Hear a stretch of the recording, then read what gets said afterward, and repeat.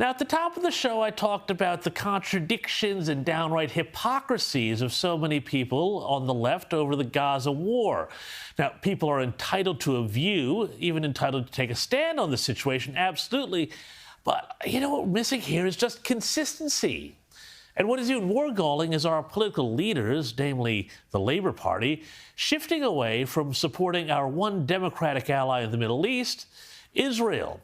The backing of the UN resolution for a ceasefire seems more like political pandering to their inner city and Western Sydney bases than a carefully calculated geostrategic response to one of the biggest challenges of our time. Joining me now to discuss all this is Alex Ryvchin, the co-CEO at the Executive Council of Australian Jewry.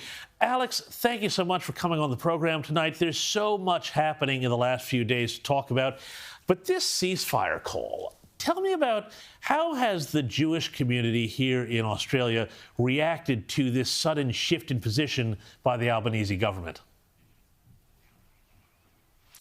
Well, James, with great disappointment, and it's left us rather confused as to what the government's position on this actually is. Because on the one hand, Prime Minister Albanese signs a joint letter with his counterparts in Canada and New Zealand, which, among other things, calls for Hamas to be dismantled for their atrocities and abominations of October 7th, acknowledges that they can have no future part to play in Gaza. And on the other hand, at the same time, they vote in favour of this UN General Assembly resolution, vote against the United States and against Israel in favour of a ceasefire, humanitarian ceasefire, which in fact prolongs the war, prolongs the conflict, and makes it more difficult for Israel to achieve and complete its military mission of destroying Hamas and freeing its hostages. So there's an incompatibility there in the government's position, and I think that's evidenced by the fact that the government felt compelled to issue a clarification of what its position was, which I guess compounded that confusion.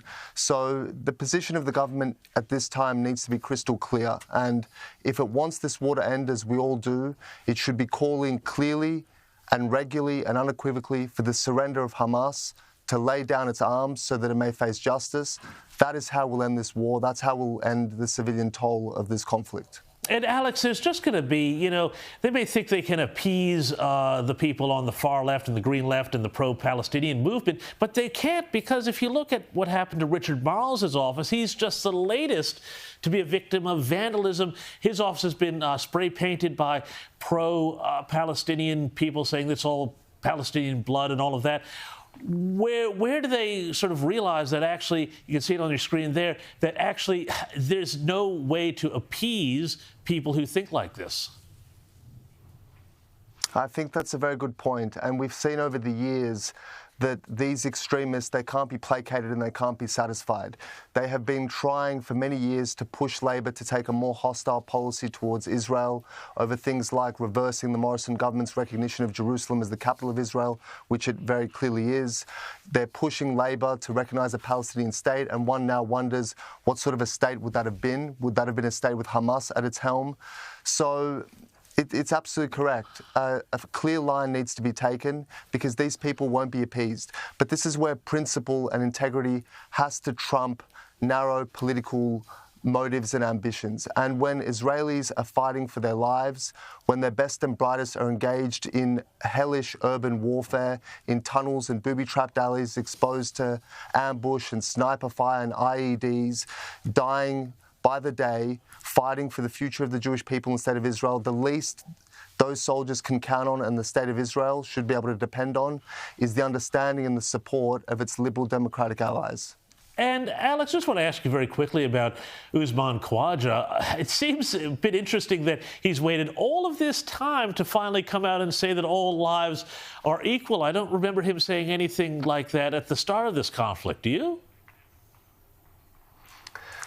I do not, but look, Khawaja strikes me as a good fella. I think his motives are pure, but I question the premise of his protest that he's trying to do with the marking of his boots there, because he's explained it by saying that the Palestinians are voiceless and he wants to give them a voice.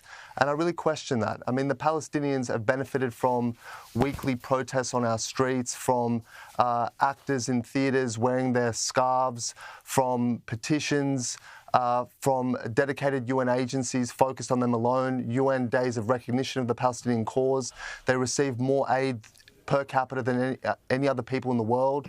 They receive the sort of attention that every other beleaguered and supposedly oppressed people and stateless people desperately crave. So this notion that he's giving a voice to the voiceless, I question that. But ultimately, if he wants to write All Lives Matter or whatever it is on his boots, and I thought All Lives Matter was a phrase that no one should ever utter apparently, he's entitled to do that. But really it's for his employers to determine whether the platform they give him and the salary, the handsome salary they pay him, is for his cover drive or for his political activism.